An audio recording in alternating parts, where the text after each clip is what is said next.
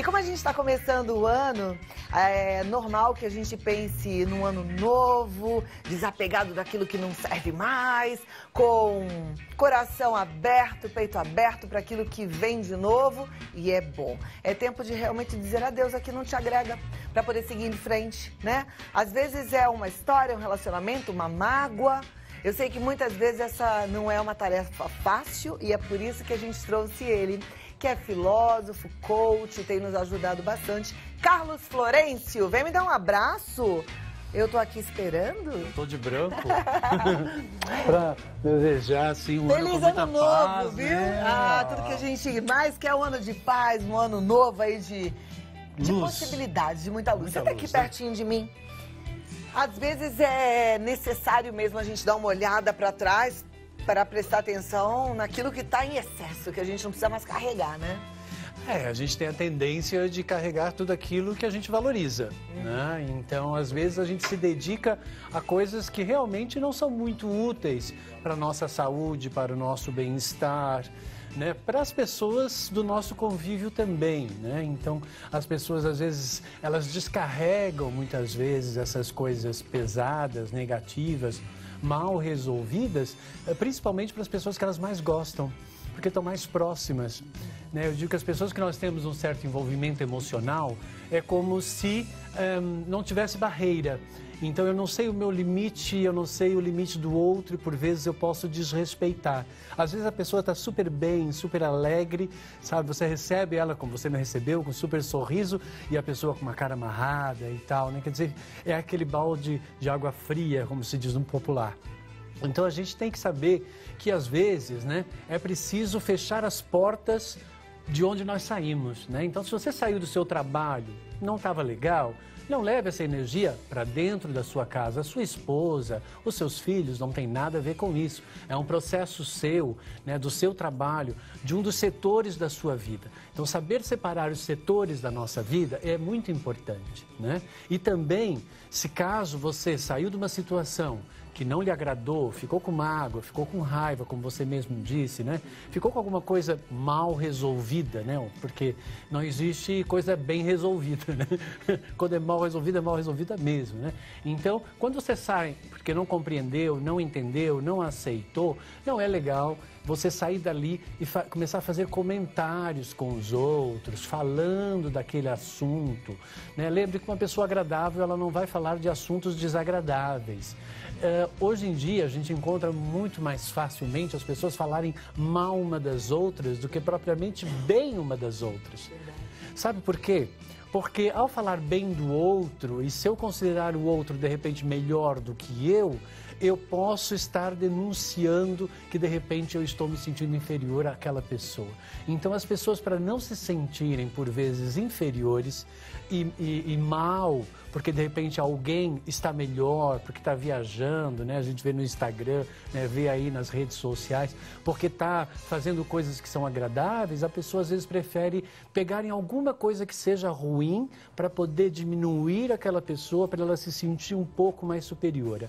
Eu digo que enquanto você precisar diminuir o outro para se sentir superior, você só está demonstrando pequenez de espírito. Então, não é legal, né? Então, é bom fazer sempre no começo do ano, né? Digamos que um ano novo sempre mostra como se fosse uma passagem de um ciclo para outro ciclo, como nós temos os ciclos na nossa infância, adolescente. Cada ano é como se fosse um ciclo de um processo novo. Então, se você vai para o novo e você leva o velho, você já está criando conflito, este velho com este novo. Então não é legal. Então é bom você fazer uma reflexão, perdoar, aceitar, tentar compreender, né? Porque eu digo, quando a gente aceita e compreende, a gente evolui. Quando a gente não aceita e não compreende, nós estagnamos.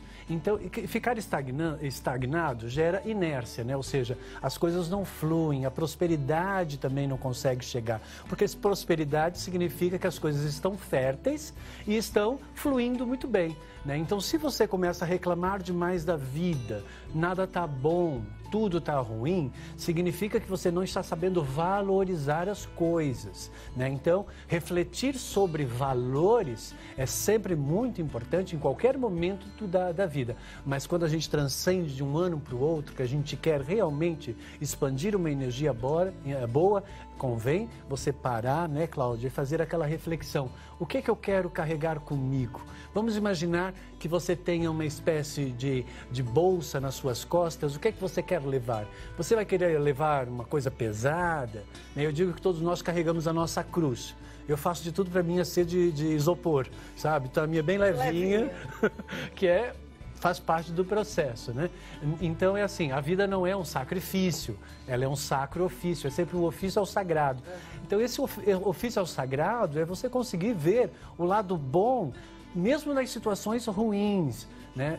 Que por vezes não é como nós gostaríamos, né? Então a flexibilidade ela é sempre muito importante, a tolerância, a paciência, são sempre virtudes e atributos de quem tem bons valores. Ou seja, a gente aproveita as possibilidades do ano novo, deixa aquela mágoa, aquele rancor, aquela insatisfação para trás e tenta enxergar sob uma nova perspectiva, né? Sempre, assim, às vezes não é como a gente gostaria, né? Essa questão mesmo de perspectiva. Basta você pensar, esse sentimento que eu tenho, esse pensamento que eu nutro com relação a esta pessoa, essa situação, vamos tentar colocar numa balança e vamos imaginar que 10 seja um peso muito ruim e 1 seja um peso leve. Qual é o peso que você dá para cada uma das situações que de repente fazem você se sentir mal? Aí você coloca o peso aí. Uma relação com meu marido, tá 10. A gente briga, a gente discute, a gente não se entende, eu não me sinto compreendida e tal. E o que está acontecendo aí? A comunicação não está boa. Então, ou seja, tem que transformar esse peso em leveza. Como é que nós transformamos o peso em leveza? Nós temos que procurar valorizar alguma coisa, procurar ver o lado positivo das coisas, às vezes passar um certo reconhecimento, às vezes agradecer, às vezes saber pedir uma ajuda, às vezes fazer com que a pessoa sinta que ela tem valor. Porque todo mundo gosta de sentir que tem valor na nossa vida. E as pessoas que às vezes são muito poderosas, muito autossuficientes, às vezes os homens entram muito nessa coisa do provedor, hoje em dia já não tanto, as mulheres também são provedoras, né? Hoje em dia as coisas estão muito mais para somar do que propriamente um dependente do outro, né? Porque as coisas são para somarem. Então é importante que às vezes você diga, olha, muito obrigado por você me proporcionar isso, né? Olha, você pode me ajudar a fazer isso, porque às vezes você pode fazer tudo sozinho, mas se você está vivendo com uma outra pessoa, ou compartilhando alguma coisa com essa outra pessoa, não torne ela preguiçosa. Não faça com que o seu filho, por exemplo, fique completamente dependente de você. Porque eu tive agora, recentemente, uma questão interessante sobre isso, nessa questão de como as mulheres, às vezes, tratam os seus filhos e os valores que elas colocam ali, de que a mãe tem que prover, a mãe tem que mimar, a mãe tem que dar aquela proteção, fazer com que tudo funcione muito bem. E ela, sem querer, ela transforma aquele filho num filho preguiçoso, que não aprende a ajudar em casa, em absolutamente nada, principalmente em Portugal, onde eu morei, né? Eu tenho muitos clientes de lá que eu atendo pela internet e tem um caso recente que pega justamente nisso, que a minha cliente diz assim, eu não tenho marido, eu tenho um filho. E aí o que aconteceu com ela? Ela começou a engordar. De repente ela virou uma mulher enorme, grande, porque ela tem que ser forte, porque ela tem que ser o homem e ela tem que ser a mulher, e ela reverteu aquilo para o seu próprio metabolismo. E o marido dela magrinho, raquítico ali, né, escorado e tal. E aí até você fazer ambos perceberem que aquela relação não é legal e que, consequentemente, isso vai gerar uma desarmonia para o casal, porque o casal está casado, mas não está casado com uma digamos, com uma energia harmônica, porque um tá em desequilíbrio com o outro. Então, uma das coisas que nós trabalhamos foi justamente isso, romper com essas memórias daquela mãe que fazia tudo para aquele filho, e aquele filho realmente perceber, espera aí, não, eu não sou filho da minha mulher, eu sou marido da minha mulher, eu sou o homem da minha mulher, né? Então, ter essas atitudes e ela não fazer tudo, ou seja, começar a não fazer, a delegar, a deixar ele tomar a iniciativa, e que por vezes a gente não tem paciência, vou pedir para arrumar a mesa, até eu pedir, até a pessoa levantar e ir até lá, eu já fiz. Não, peça realmente para fazer, nem que demore 1 hora. Dê espaço para o outro crescer. Ensine, tire esses vícios, que às vezes as pessoas, não é por mal, é porque, claro, a pessoa chega ali no relacionamento, a mulher, por exemplo, ela casa, ela já vem, ela já sabe lavar, passar, arrumar, cozinhar. Ou não, né? Ou não, né? Dependendo, hoje em dia está muito relativo, mas ela traz já essa obrigação quase, né? E o homem, ele acha que ele só tem que o quê? Estudar, arranjar um emprego e prover. Então ele traz esta memória, né? Então ele acha que quando ele casa é a mesma situação da mãe. Então lá pelas tantas ele acaba transferindo uma energia muito mais de ver a mulher mais como mãe e ele se coloca numa posição de filho, e isso infelizmente também atrapalha a vida sexual do casal, porque a pessoa perde aquele desejo porque vê aquela pessoa como uma mãe. Uma mãezona e tá ali o menininho sendo mimado. Vamos fazer o seguinte. Vai ter estímulos, né? Vou abrir o espaço para você perguntar e o Carlos Florencio responder no nosso WhatsApp agora. Corre. Você já mandou sua pergunta? Cadê meu WhatsApp? Tá com você, Rodrigo? Tá ali do ladinho. Tô doida para ver o que é que você quer saber. O Carlos Florencio está pronto para responder, não é isso? Todos os valores, né? Eu acho que quando pensamos nessa questão de reflexão sobre valores, o primeiro valor que é muito importante é valorizar a vida. Quando eu valorizo a vida, eu não reclamo da vida, porque senão eu estou valorizando a morte. Tá? Então, valorizar a vida, valorizar a existência, valorizar tudo que existe. Porque tudo que existe, se existe, tem sentido, tem razão, tem propósito, é útil. Tudo que existe é útil. E para você que é uma pessoa espiritual, por isso que nos acompanha aqui na Rede Vida, então você tem que partir do princípio que tudo que existe vem do Criador.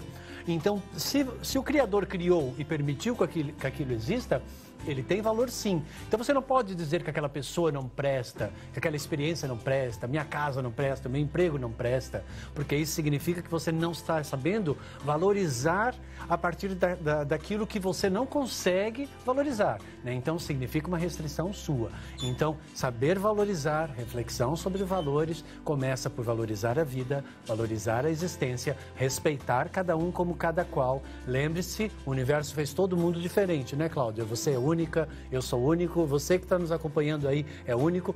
Olhe na rua e ande um dia pela rua observando todo mundo. Você não vai conseguir encontrar ninguém igual. Então, se o universo fez todo mundo diferente, é para você não comparar, é para você não discriminar, para você não rejeitar, para você aprender a amar. Esse é um grande valor. Maravilha, gente. Como é bom a gente ouvir tudo isso, né? Acorda, vamos embora, vamos viver nessa perspectiva. Primeira pergunta, vem da nossa telespectadora que chama Vera. Ela diz: tenho 17 anos de separada do meu ex-marido e ainda não consigo perdoá-lo por tudo que ele fez. O que fazer? Tem que perdoar, não tem, assim, o sofrimento dura até você aceitar. Isso é uma das minhas máximas minhas, né? Então, no momento que você aceita, você parou de sofrer, né? Você não perdoa por quê? Porque você gostaria que ele tivesse sido diferente. Então a minha pergunta é, você algum dia aceitou ele como ele é? Você realmente casou com ele? Ou com um fantasma, com uma ideia, com uma ilusão que você criou e que depois você obrigou aquela pessoa a ter que se encaixar nisso? Eu digo que as pessoas às vezes nascem como se fosse na frente de um tiara, elas vão tecendo o homem ideal, a mulher ideal, o casamento ideal, tudo ideal. Aí depois, quando as situações chegam na vida, elas tentam enfiar aquilo. Aí às vezes, coitado do cara, ele tem o braço curto, né? A perna curta. Mas a pessoa tem que entrar e força. Você tem que ser isso, você tem que ser aquilo, você tem que ser mais romântico, você tem. É muita cobrança. Lembre-se, amor não flui com cobrança. Então já estragou tudo. Olha a questão de valor. Se você valoriza o amor, não pode valorizar a cobrança, porque senão você está sempre achando que fazendo com que a outra pessoa sinta que está em dívida com você. Ela não está em dívida contigo, porque ela não assinou nenhum contrato que ela tinha que te dar alguma coisa em troca. Entende ou não? Então as pessoas elas ficam meio loucas no processo, elas se perdem um pouco nas questões daquilo que elas valorizam e às vezes elas não estão realmente interessadas no outro.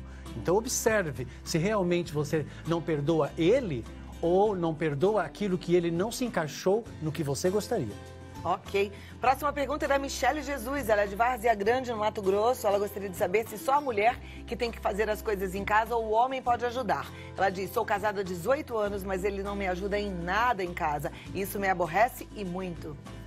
Tem que ajudar, gente. Eu acho que, assim, é importante ajudar. Claro que o homem não tem paciência para certas coisas que mulher tem mais jeito para aquilo, né? Então, deixa talvez as coisas que o homem tem mais jeito para ele fazer e você faz as coisas que às vezes tem um pouco mais que você tem um pouco mais de jeito. Mas sempre é bom negociar um pouquinho. Olha, eu vou fazer a janta, você pode arrumar a mesa? A minha mãe, ela me criou assim, ela fazia o almoço e ela mandava a gente arrumar a mesa.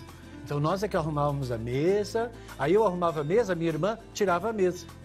Aí ela lavava a louça e eu secava a louça. Entende? Ou seja, era sempre tarefas onde um fazia uma coisa e o outro fazia outra. E todo mundo curtia aquilo. Então, isso eu acho que é um bom exemplo, né? Ao invés de você largar tudo para uma pessoa, claro, se você tem uma empregada, mas sempre vai surgir aquele momento que a empregada está de férias, que você está numa praia e não tem empregada.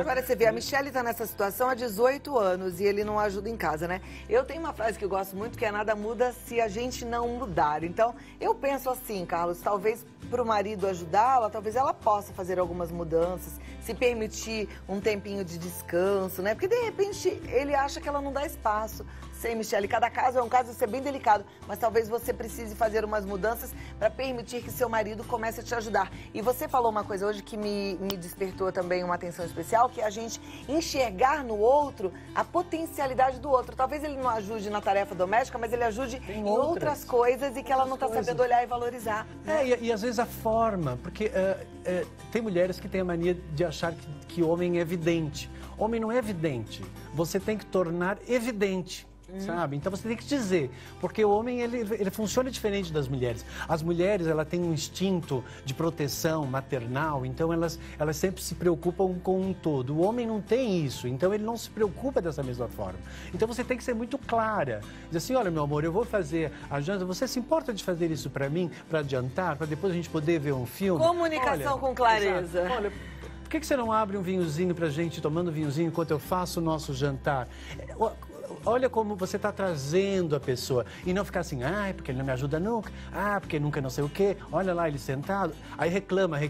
Isso vai criando uma energia de antipatia, de rejeição, que vai afastando mais aquela pessoa amada da sua vida. A verdade é que a gente vai ficando aquela mulher chata que a gente não quer. Exato. Tem uma participação muito linda aqui da Raquel, ela é de São José dos Campos. E ela fala, boa tarde, que maravilha estar de férias e acompanhar a Rede Vida o dia todo. Adorando essa entrevista, só carregar nas costas coisas boas para 2019. Pergunta, como posso fazer uma pessoa que está claro que sofre de bipolaridade entender isso tudo? Obrigada pela dica, adorei o sacro ofício, Raquel. Obrigado, Raquel. Então, não dá para você tentar fazer essa pessoa entender. Uma pessoa que tem distúrbio bipolar, borderline, uma pessoa que está com processo esquizofrênico, um processo que já ultrapassou o limite, onde a vontade dela, ela é dona da sua vontade, ela já perdeu o poder sobre a sua própria vontade e ela entra dentro do universo que para ela está certa, convém você procurar realmente um profissional e tem que ser um psiquiatra para tentar ajudar essa pessoa.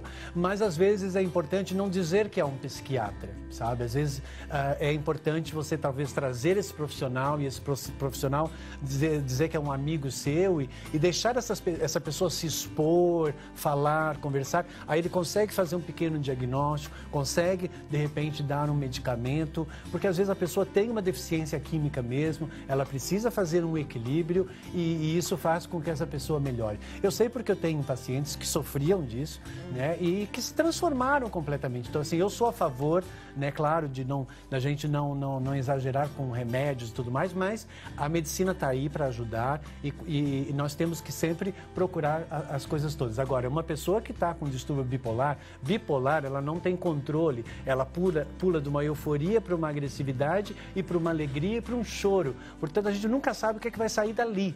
Então, não dá para você tentar controlar essa situação, porque a outra pessoa não sabe como se controlar. Perfeito, então, a gente vai trazer esse tema aqui com o psiquiatra. Precisa. E é bom também a gente não fazer diagnóstico precoce do outro, né? Que aí já é o julgamento. espera. Vamos tentar aprender devagar. Agora lembre-se, todos nós temos um pouquinho de bipolaridade, né? Tem um dia que a gente está mais... Somos um pouco de lua, né? Essa lua está cheia, a gente está mais alegre. E que não é a síndrome bipolar, que é outra coisa, que é só o nosso jeitinho que vai mudando. Às vezes nós temos... Lembra que o nosso emocional, ele é mutável. Tem um dia que a gente está mais alegre, um pouquinho mais triste, um pouco mais calmo. Então isso é normal. E às vezes você está dizendo aqui, aquela pessoa é bipolar. E às vezes você está julgando, cuidado com a energia ruim que você está passando também. Olha, próxima pergunta é da Elane. Ela fala isso mesmo. Elane, gostaria que vocês me orientassem como agir com meu marido que coloca obstáculo em tudo.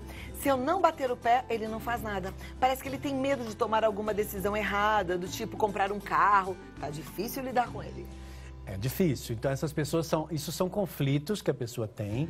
Isso vem, às vezes, de traumas que essa pessoa não tem resolvido na vida dela, por algum tipo de falta, alguma investida que, às vezes, um pai fez e que deu tudo errado e que perdeu, e aí isso a prejudicou, isso ficou preso lá no inconsciente. E a minha especialidade é justamente entrar nessa área do inconsciente, ver qual é o registro que está lá e ver por que essa pessoa age dessa forma.